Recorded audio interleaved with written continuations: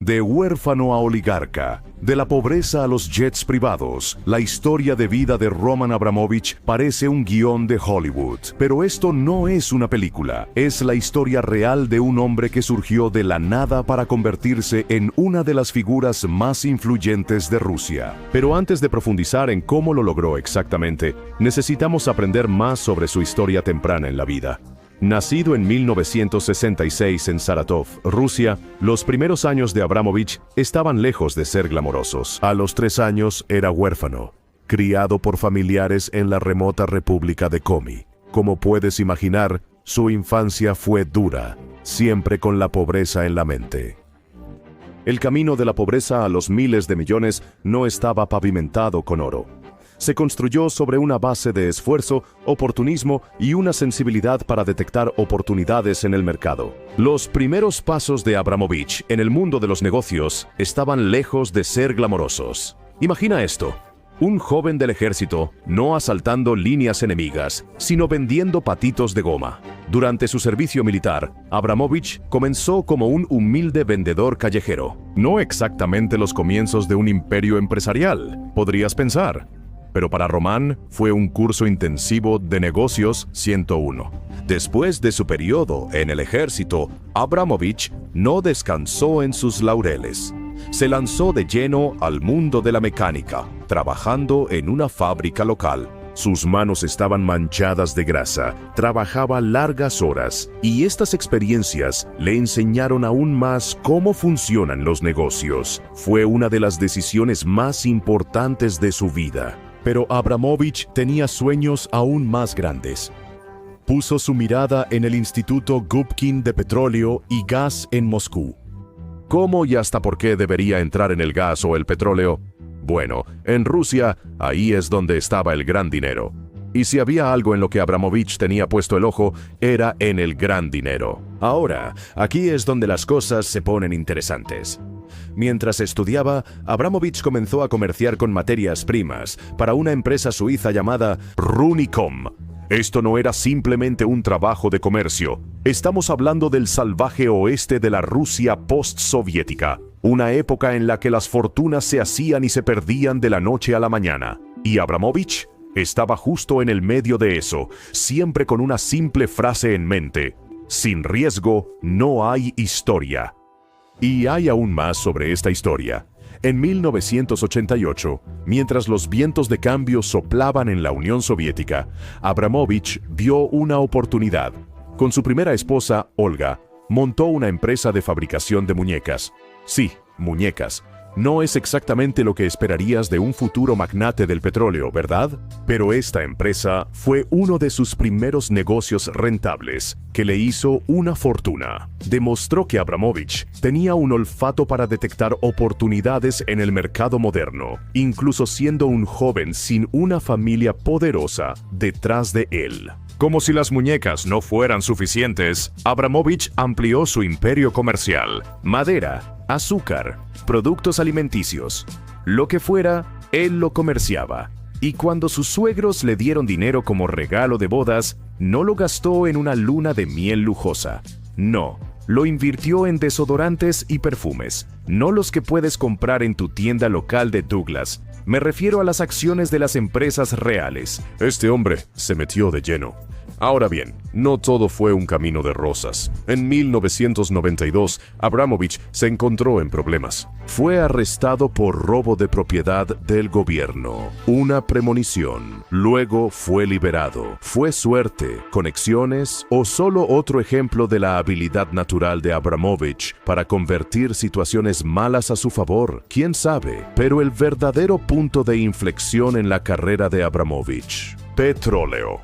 En el caótico caos tras el colapso soviético, logró comprar petróleo a $1 el barril y venderlo por 100. Eso es lo que llamas un margen de beneficio. Sus ganancias del petróleo fueron el comienzo para financiar el imperio que disfrutaría más tarde. Fue a mediados de la década de 1990 cuando la estrella de Abramovich realmente comenzó a ascender.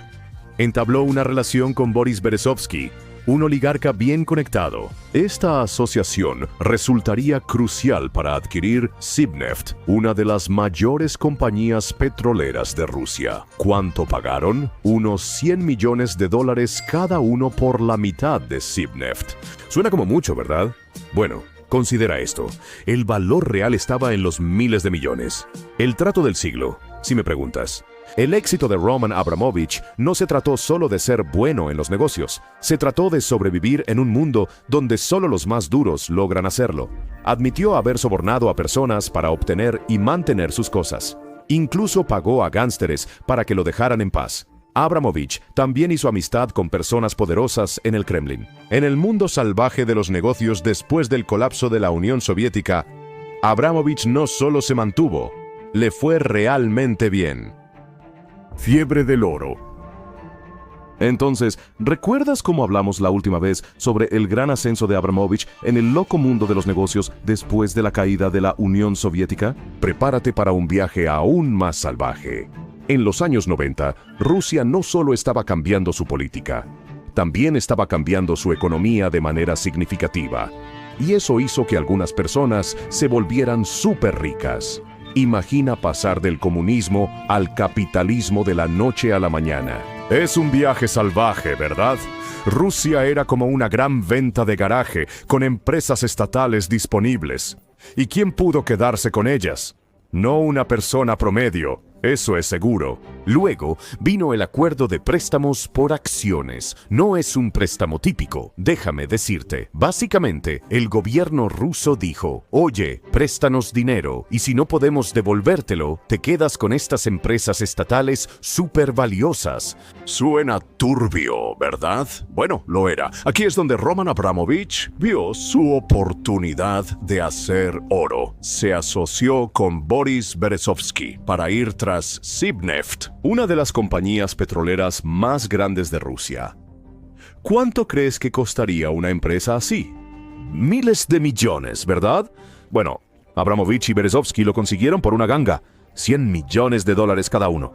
¡Qué trato! Pero espera, se pone aún mejor o peor, dependiendo de cómo lo veas. En un tribunal de Londres, Abramovich describió más tarde este trato como involucrando miles de millones de dólares en sobornos a funcionarios del gobierno y mafiosos para adquirir y proteger sus activos. Naturalmente, esto levantó más de una ceja. Aún así, no se puede discutir con los resultados. El valor de Sibneft se disparó, convirtiéndose en una de las 10 compañías petroleras más grandes de Rusia. ¿Y Abramovich? Bueno, él se estaba riendo camino al banco. Para el año 2005, vendió su participación en Sibneft de vuelta al gobierno ruso por la asombrosa suma de $13,000 millones.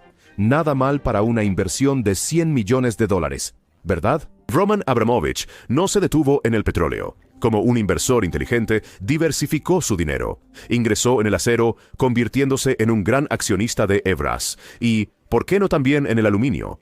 Adquirió participaciones en Highland Gold y Rusal, un gigante del aluminio ruso. Probablemente te estés preguntando, ¿es todo esto legal? Bueno, ahí es donde las cosas se complican. El periodo de privatización de Rusia fue turbio, por decirlo menos.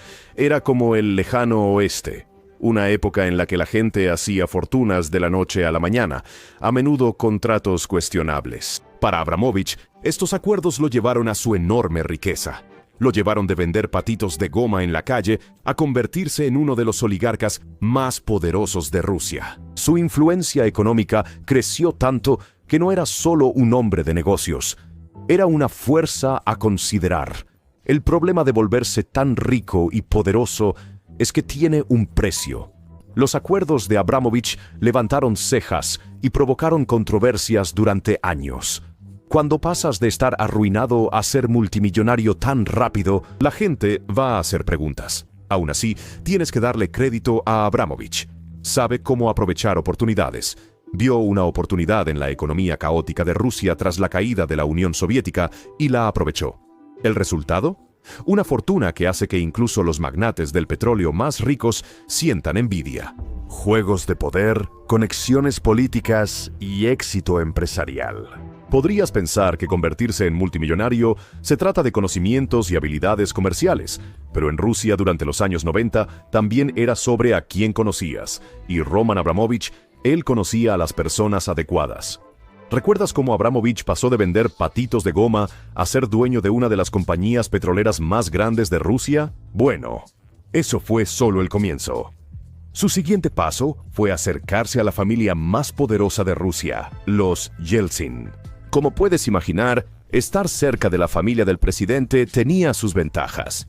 Abramovich no solo fue invitado a tomar té, le dieron un apartamento dentro del Kremlin. Ahora, eso es lo que llamas ascender en el mundo. Pero Abramovich no se conformó con ser solo un amigo de la familia. Él y su socio de negocios, Boris Berezovsky, se convirtieron en jugadores importantes en la política rusa. Tenían el oído del presidente Yeltsin y no tenían miedo de usarlo. Aún así, todas las cosas buenas deben llegar a su fin. A medida que la salud de Yeltsin declinaba, Abramovich vio la situación clara.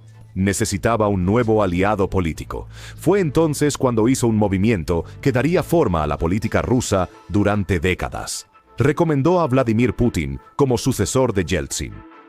Ahora podrías preguntarte, ¿por qué respaldaría Abramovich a un exagente del KGB desconocido? Bueno, resultó ser un movimiento inteligente. Putin se convirtió en presidente y Abramovich, como uno de sus primeros grandes partidarios, estaba a punto de beneficiarse enormemente de ello. A diferencia de algunos otros oligarcas que cayeron en desgracia, Abramovich mantenía lo que él llamaba una buena relación con Putin. Y en el mundo de los negocios y la política rusa, una buena relación con el presidente vale su peso en oro.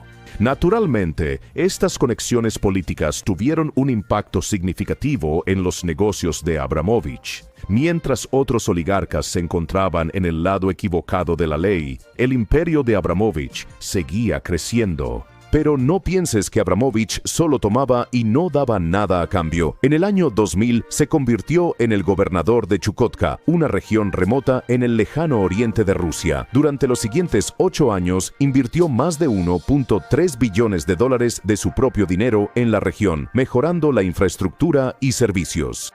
Como te puedes imaginar, esto no pasó desapercibido. El mandato de Abramovich como gobernador aumentó significativamente su reputación entre el pueblo ruso. Ya no era solo un empresario rico, se le veía como alguien que contribuía a su país.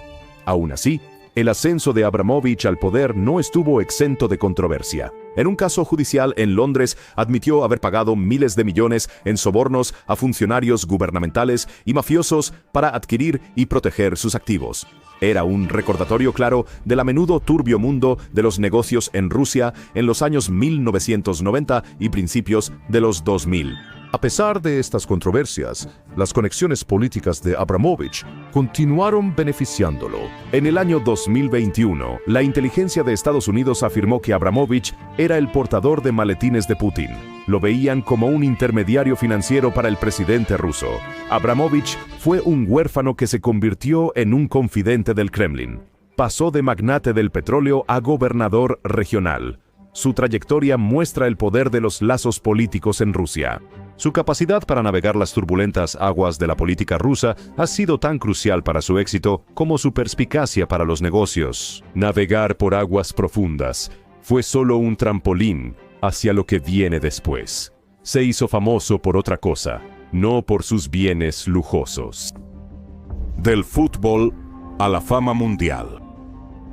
De magnate del petróleo ruso a ícono deportivo internacional, el siguiente movimiento de Abramovich lo catapultaría al centro de atención mundial. En el año 2003 hizo una compra que cambiaría para siempre el rostro del fútbol inglés. Por 140 millones de libras, Abramovich se convirtió en el orgulloso propietario del Chelsea Football. Pregúntate por qué un multimillonario ruso estaría interesado en un equipo de fútbol inglés. Resultó que el Chelsea no era su primera opción. Estamos interesados en Alemania, Italia y Francia. En particular, OGC sería agradable, dijo uno de los asociados de toda la vida de Abramovich. Pero el destino tenía otros planes. y el Chelsea se convirtió en el afortunado ganador de la atención de Abramovich y de su gran fortuna. Como puedes imaginarte, Abramovich no compró el Chelsea solo para mirar desde la banca. Tenía grandes planes para el club y no tenía miedo de gastar mucho para que eso sucediera.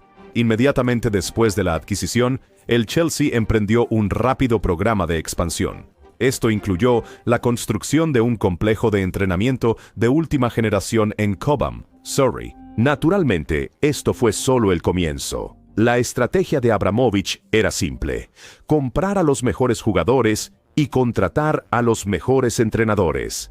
Y vaya que gastó.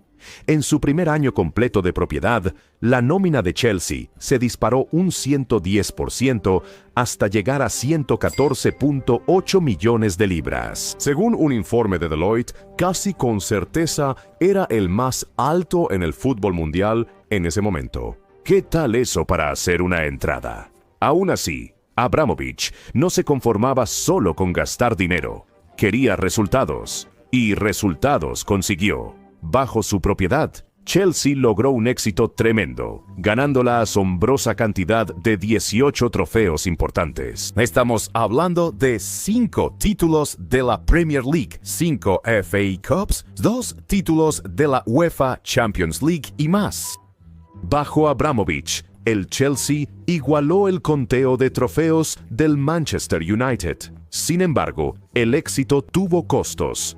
Gastó más de 2.000 millones de libras en jugadores y 90 millones de libras en entrenadores. Hubo 13 cambios de entrenador debido a su propiedad, lo que generó preocupaciones. Abramovich notablemente fichó a Shevchenko por un récord de 30 millones de libras. Su gasto condujo a las reglas de juego limpio financiero de la UEFA en 2010 para limitar el gasto. Los fanáticos aún apoyaban a Abramovich, agradeciéndole por el éxito. A pesar de las controversias y las sanciones posteriores, lo admiraban. En Chelsea, Abramovich también se transformó de un empresario poco conocido a una figura deportiva famosa. Su rostro se volvió reconocido mundialmente. Sin embargo, los vínculos de Abramovich con Putin llevaron a sanciones y a la venta de Chelsea en 2022. Aún así, su legado en el club sigue siendo significativo, con los fans continuando mostrando su lealtad. Su era en el Chelsea no solo cambió el panorama del fútbol inglés, sino que también lo convirtió en una figura global. Nada mal para un chico que comenzó vendiendo patitos de goma, ¿verdad? Pero lo que viene a continuación en términos de su estilo de vida te sorprenderá. Un hombre del mundo pasando un buen rato. Llamémoslo así. El estilo de vida del multimillonario. De campos de fútbol a yates de lujo, el viaje de Roman Abramovich es un testimonio de hasta dónde te pueden llevar la ambición y la riqueza.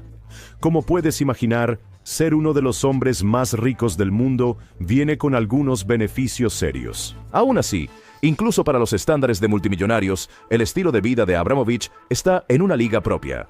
Comencemos con sus palacios flotantes. Abramovich posee no uno, sino 2 de los superyates más caros del mundo. Está el Solaris de $600 millones y el Eclipse de $700 millones, ambos actualmente atracados en Turquía. Naturalmente, estos no son barcos comunes. Toma por ejemplo el Eclipse, con 162.5 metros de largo, está equipado con 2 piscinas, un cine e incluso un submarino. Como se esperaría de un hombre del estatus de Abramovich, la seguridad es una prioridad absoluta. El Eclipse cuenta con un blindaje y ventanas a prueba de balas. ¿Qué tal para una casa de vacaciones? Pero ¿por qué detenerse en el mar cuando puedes dominar los cielos? La última adición de Abramovich a su flota privada es un Boeing 787 Dreamliner. Ahora, podrías preguntarte qué hace a este jet tan especial. Bueno, ha sido modificado para incluir un salón de banquetes para 30 personas, una cocina, una oficina y un dormitorio con una cama doble. Y ni siquiera estamos hablando de una decoración promedio aquí. El interior está adornado con metales preciosos y maderas finas. Naturalmente, este es uno de los jets privados más caros en el mundo. Aún así, Abramovich no es de los que pone todos sus huevos en una sola canasta. Anteriormente poseía un Boeing 767-33A/ER conocido como The Bandit. La mansión voladora de $300 millones tenía un comedor de 30 asientos. Tenía dormitorios principales, baños de lujo y una gran sala de estar. Como se puede ver, Abramovich se toma muy en serio sus acomodaciones de viaje. Ahora, podrías pensar que con todas estas casas de lujo móviles, Abramovich no necesitaría mucho en términos de propiedades fijas. Te equivocarías. Su cartera de propiedades globales es tan impresionante como su flota. En los exclusivos Kensington Palace Gardens de Londres, apodados la fila de los multimillonarios, Abramovich posee una casa de $118.400.000. Y eso no es todo. También tiene una mansión de 15 habitaciones en el mismo lugar. Habla de mantener cerca a los vecinos, pero ¿por qué limitarse a un país cuando puedes tener propiedades alrededor del mundo? Abramovich tiene una propiedad en la Riviera Francesa y una finca de 70 acres en St. Barts. En Tel Aviv, posee el Barzano Boutique Hotel, comprado por 100 millones de shekels israelíes en 2015, y en 2020 estableció un récord al comprar una propiedad en Herzliya Petua, por 226 millones de shekels israelíes. ¿Cómo se podría esperar de un hombre de gusto refinado? Abramovich no solo colecciona propiedades, también colecciona arte. Su colección incluye obras de Pablo Picasso, Lucian Freud y Francis Bacon. En 2008 gastó $34 millones en Benefit Supervisor Sleeping de Freud y 86.3 millones por el Triptych 1976 de Bacon. Naturalmente, estas no son solo inversiones. Reflejan el estatus de Abramovich como parte de la élite global. Aún así, no se trata solo de indulgencia personal. Abramovich ha sido un donante significativo para causas judías a nivel mundial, contribuyendo con más de $500 millones en los últimos 20 años. Abramovich apoya un programa en Israel. Une a niños judíos y árabes para jugar al fútbol. Más de 1.000 niños se benefician cada año. A pesar de las sanciones del Reino Unido y la Unión Europea, Abramovich mantiene su vida de lujo. Sus activos, como superyates y aviones, destacan su riqueza y estatus. Es el epítome de vivir a lo grande. Incluso los más ricos enfrentan problemas. Abramovich no es una excepción. Sus conexiones con el Kremlin, especialmente con Putin, han empañado su reputación. En marzo de 2022 cayó el martillo. La Unión Europea y el Reino Unido sancionaron a Abramovich, acusándolo de tener vínculos con Putin y, por extensión, sangre en las manos. Naturalmente, esto no fue solo una palmada en la muñeca. Abramovich encontró todos sus activos congelados y se le prohibió viajar a Gran Bretaña.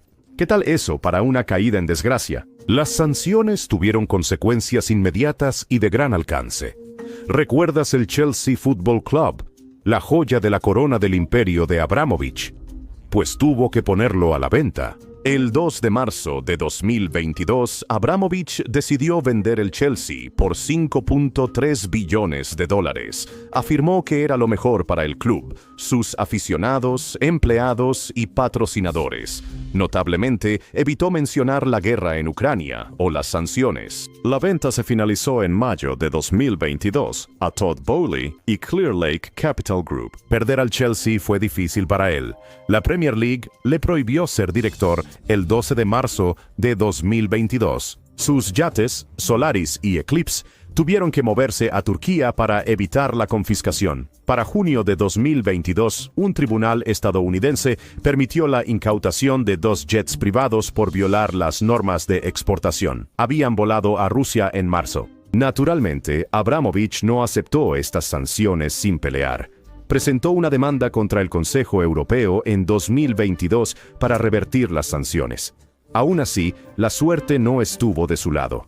La demanda fue desestimada en diciembre de 2023, y el tribunal mantuvo las medidas restrictivas en su contra. Como si los problemas legales no fueran suficientes, Abramovich se encontró envuelto en controversias políticas. En marzo de 2022 asistió a las conversaciones de paz entre Rusia y Ucrania en Estambul. Él y otros 2 negociadores se sintieron envenenados después de las conversaciones. Sus síntomas incluían dolor ocular, inflamación de los ojos y la piel y descamación de la piel.